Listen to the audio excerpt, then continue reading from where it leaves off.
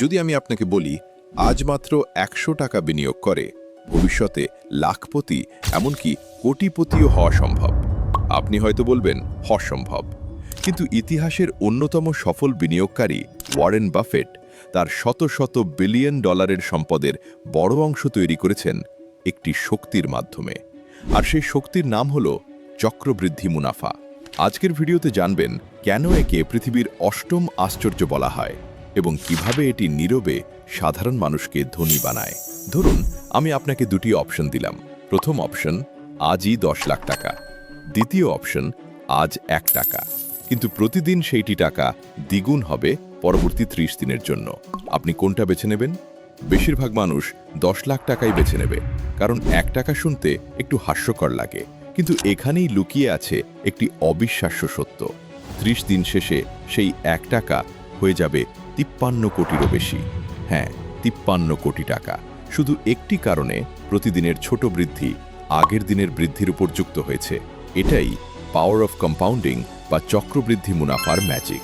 Albert Einstein একবার কম্পাউন্ডিংকে বলেছিলেন পৃথিবীর অষ্টম আশ্চর্য। আর সত্যি বলতে তিনি ভুল বলেননি, কারণ কম্পাউন্ডিং এমন একটি শক্তি যা ধীরে শুরু হয় কিন্তু সময়ের সাথে সাথে অবিশ্বাস্য গতিতে বৃদ্ধি পায়। সহজ ভাষায় বললে, যখন আপনার জমানো টাকার ওপর সুদ আসে এবং সেই সুদের ওপরেও আবার সুদ আসতে শুরু করে, তখনই তৈরি হয় কম্পাউন্ডিংয়ের আসল জাদু।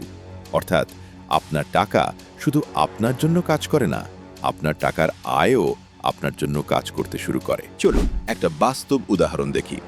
ধরুন দুই বন্ধু, পার্থ আর আকাশ।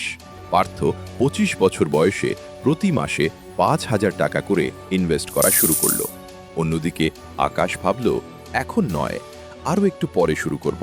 তাই সে ৩৫ বছর বয়সে একই পরিমাণ অর্থাৎ ৫,০০০ টাকা করে ইনভেস্ট করা শুরু করলো। দুজনেই ৬০ বছর বয়স পর্যন্ত নিয়মিত বিনিয়োগ করল এবং ধরে নিলাম তারা বছরে গড়ে ১২% রিটার্ন পেল। এখন ফলাফল দেখুন। ৬০ বছর বয়সে পার্থের মোট সম্পদ দাঁড়াবে প্রায় ৩ কোটিরও বেশি টাকা, আর আকাশের মাত্র ৯৫ লক্ষ টাকার মতো। ভাবুন তো, মাত্র ১০ বছর দেরি করার কারণে আকাশ প্রায় ২ কোটিরও বেশি টাকা হারিয়ে ফেলল।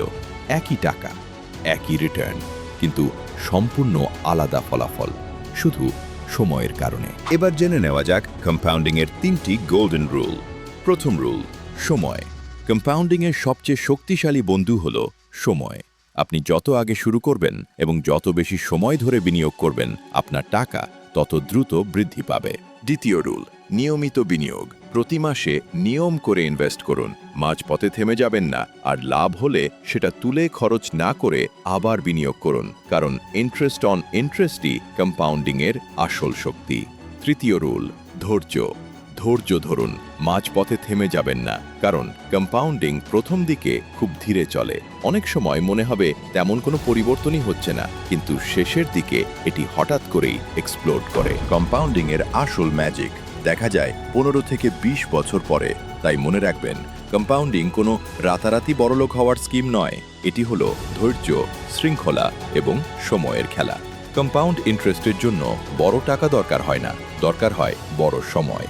আজ আপনি যে ছোট পদক্ষেপ নেবেন, সেটাই আগামী ১০, ২০ বা ৩০ বছর পরে বিশাল ফলাফল তৈরি করতে পারে। তাই অপেক্ষা নয়, আজই শুরু করুন, কারণ ভবিষ্যতের আপনি আজকের এই সিদ্ধান্তের জন্য নিজেকেই ধন্যবাদ দেবেন।